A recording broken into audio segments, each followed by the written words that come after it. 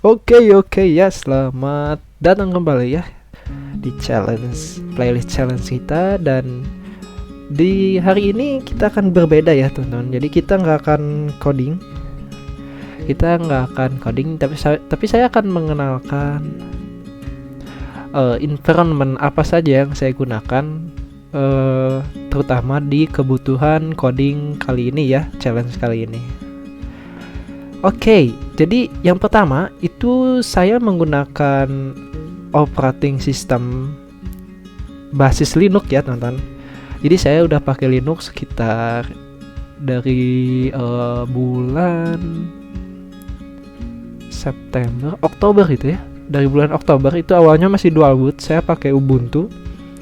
Terus saya pindah ke Kali Linux di Januari, akhirnya beberapa bulan sebelumnya ya Februari Maret gitu saya pindah ke ini ya, Fedora ya. Jadi teman-teman kalau misalnya lihat versinya tinggal ke settings ya.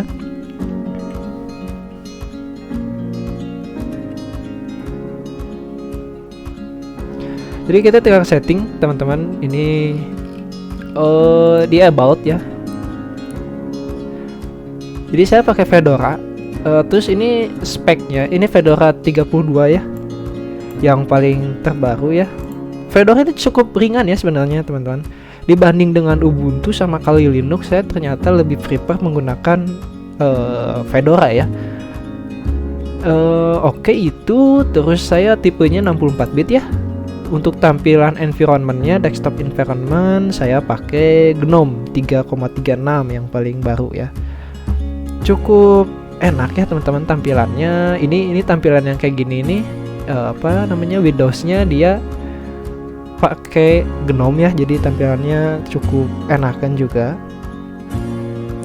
Kemudian yang kedua itu speknya, saya pakai Asus A44L ya teman-teman. Dan di sini itu saya pakai RAM-nya extend jadi 8GB, tapi kebacanya 7,7. Terus saya pakai prosesor Core i3 generasi kelima, CPU 2 GHz ya. Grafiknya Nvidia GeForce 930, ya cukup sih buat ininya. Buat editing yang kayak gitu cukup. Terus saya disk 500GB, tapi saya disknya biasanya cuma ya video-video anime ya teman-teman.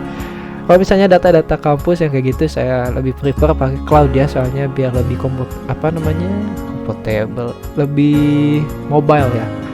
Itu speknya. Jadi terus yang dipakai, software yang saya pakai itu sedikit ya. Jadi yang penting-penting aja. Paling kalau misalnya kita dari IDE itu saya ada 2 ya. Untuk IDE saya pakai Android Studio untuk pembuatan aplikasi Android, terus ada IntelliJ IDEA ya teman-teman. Jadi ini Android Studio untuk membuat Android, IntelliJ IDEA untuk Java ya, sama Kotlin. Terus saya menggunakan Atom text editornya sama VS Code ya teman-teman kalau yang tahu. Jadi ini text editor yang, tapi saya nggak milih dua-duanya. Saya sometime aja, kadang pakai Atom, terus kadang pakai VS Code, gimana moodnya. Yang kemudian saya pakai FileZilla ya, karena saya ada website ayoboga.com. Di sana itu untuk manajemen si ininya, misalnya update software, update kode kayak gitu, saya pakai FTP ya, pakai FileZilla. Terus ada GNU Image Manipulation. Biasanya saya ini untuk pengganti Photoshop ya, karena Photoshop nggak ada kalau di Linux. Kemudian saya juga pakai Graphic Designer. Jadi kalau teman-teman lihat playlist itu, yang playlist yang challenge ini ya, itu kan tampilannya buat si thumbnailnya itu sedikit berbeda ya, karena saya pakai Graphic Designer. Terus IntelliJ ini saya pengganti Office ya, ada LibreOffice, ada Calc, ada Impression, ada Math, sama Writer. Kemudian ada OBS Studio ya teman-teman.